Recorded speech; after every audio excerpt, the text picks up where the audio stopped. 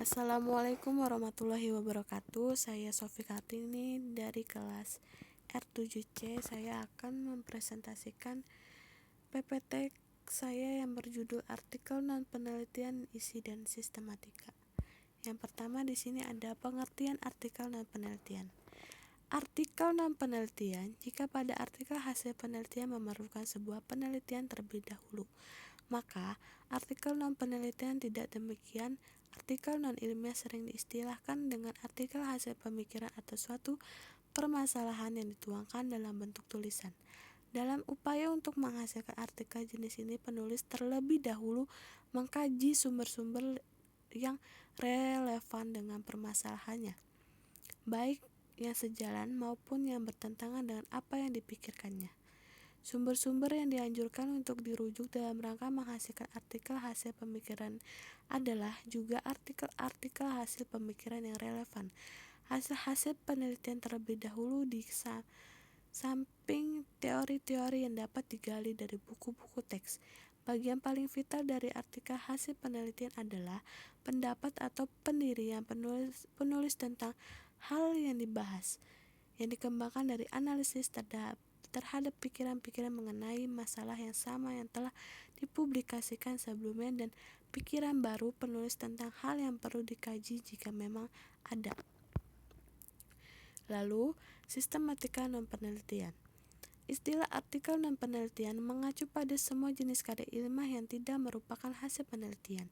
Artikel termasuk kategori ini antara lain berupa artikel suatu teori, konsep, atau prinsip, mengembangkan model, mendeskripsikan fakta atau fenomena tertentu, hal suatu produk, dan sebagainya.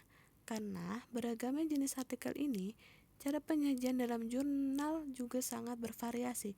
Ketentuan untuk penulisan artikel non-penelitian pada dasarnya berlaku juga untuk penulisan makalah pendek atau kurang 20 halaman dan tidak harus menampilkan abstrak dan kata kunci. Penulisan artikel menggunakan sistematika tanpa angka dan abjad. Sebuah artikel non-penelitian memuat hal-hal yang esensial. Karena itu biasanya jumlah halaman yang disediakan tidak banyak atau sekitar 10-20 halaman. Judul artikel berfungsi sebagai label yang mencerminkan secara tepat inti isi yang terkandung dalam artikel. Oleh karena itu, pemilihan kata yang dipakai dalam judul artikel hendaknya dilakukan secara cermat. Penulisan artikel ilmiah. Penulisan artikel menggunakan sistematika tanpa angka dan abjad. Sebuah artikel non-penelitian memuat hal-hal yang esensial. Karena itu biasanya jumlah halaman disediakan tidak banyak, sekitar 10-20 halaman. Unsur pokok yang harus ada di dalam artikel non-penelitian dan sistematika adalah 1. Judul, 2. Nama penulis, 3. Pendahuluan, 4.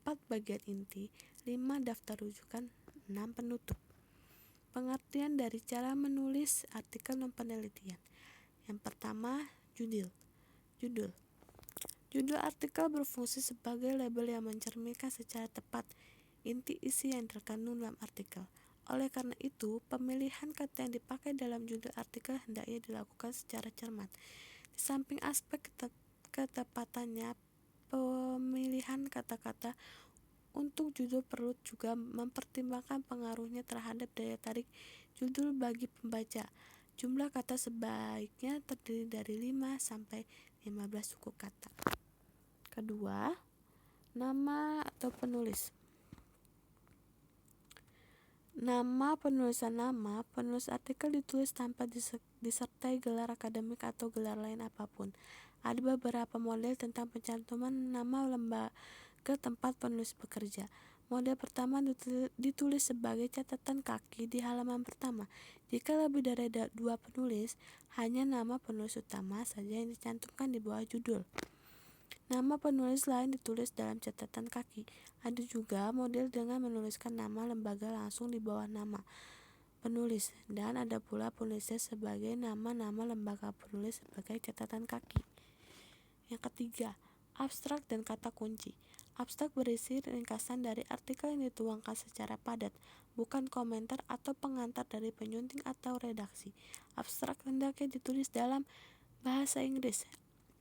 Terjemahan judul artikel berbahasa Indonesia dibuat pada baris pertama abstrak berbahasa Inggris. Panjang abstrak 70-100 kata dan ditulis dalam satu paragraf. Abstrak diketik dengan spasi tunggal dengan menggunakan format yang lebih sempit dari teks utama, atau margin kanan dan kiri menjorok masuk 1,2 cm. Kata kunci adalah kata pokok yang menggambarkan daerah masalah yang diteliti atau istilah-istilah yang merupakan dasar pemikiran gagasan dalam karang asli dan berupa kata tunggal atau gabungan kata. Yang keempat, pendahuluan. Berada dengan isi pendahuluan dalam artikel hasil penelitian. Bagian pendahuluan dalam artikel non penelitian berisi uraian yang mengantarkan pembaca kepada topik utama yang akan dibahas. Oleh karena itu, bagian berisi hal-hal yang dapat menarik minat pembaca sehingga mereka tergiring untuk mendalami bagian selanjutnya. Selain itu, bagian ini hendaknya diakhiri dengan rumusan singkat 1-2 kalimat tentang hal-hal pokok yang dibahas. 5. Bagian inti.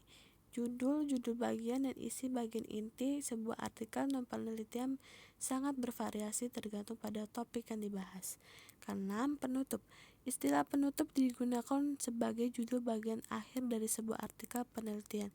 Jika isinya hanya berupa catatan akhir atau yang sejenisnya, jika pada bagian akhir berisi simpulan hasil pembahasan pada bagian sebelumnya, uraian itu perlu dimasukkan pada bagian simpulan.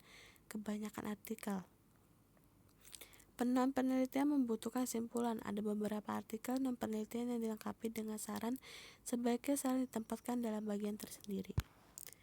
Lalu ada daftar rujukan. Daftar rujukan harus lengkap dan sesuai dengan rujukan yang disajikan dalam batang tubuh artikel ilmiah. Bahan pustaka yang dimasukkan dalam daftar rujukan harus sudah disebutkan dalam batang tubuh artikel. Semua rujukan disebutkan dalam batang tubuh juga harus disajikan dalam daftar rujukan. Teknik penulisan artikel penelitian. Pada pokoknya ada 3 tahap dalam penulisan artikel. Hasil penelitian ketiga tahap itu adalah pre-writing, drafting, dan post-writing. Pre-writing yaitu pada tahap ini penulis membaca ulang terhadap laporan penelitian yang telah dibuatnya. Selanjutnya, ia menentukan fokus permasalahannya, apa yang akan dipilih dan dituangkan dalam artikel. Berdasarkan penerapan permasalahan itulah, ia kemudian harus mengembangkannya ke dalam kerangka artikel yang akan ditulisnya. Lalu ada drafting. Pada tahap ini penulis menuangkan kembali laporan penelitian ke dalam bentuk artikel sesuai dengan kerangka yang telah dibuatnya. Penulis harus menyadari bahwa artikel hasil penelitian tidak semata-mata meringkas laporan hasil penelitian. Ia perlu mengolah kembali kata-kata, kalimat, paragraf, dan perubahan laporan penelitian itu ke dalam bentuk yang berbeda. Pada bagian pendahuluan misalnya, penulis tidak perlu memindahkan sebuah bagian bab pertama yang terdapat pada laporan penelitian.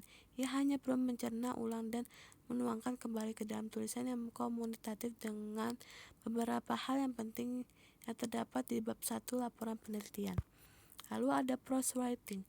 Setelah penulisan draft artikel selesai atau biasanya berkisar kurang dari lebih 15 halaman kuarto dengan spasi ganda, penulisan artikel perlu melakukan kegiatan merevisi atau isi dan mengedit atau bahasa dan tata tulis.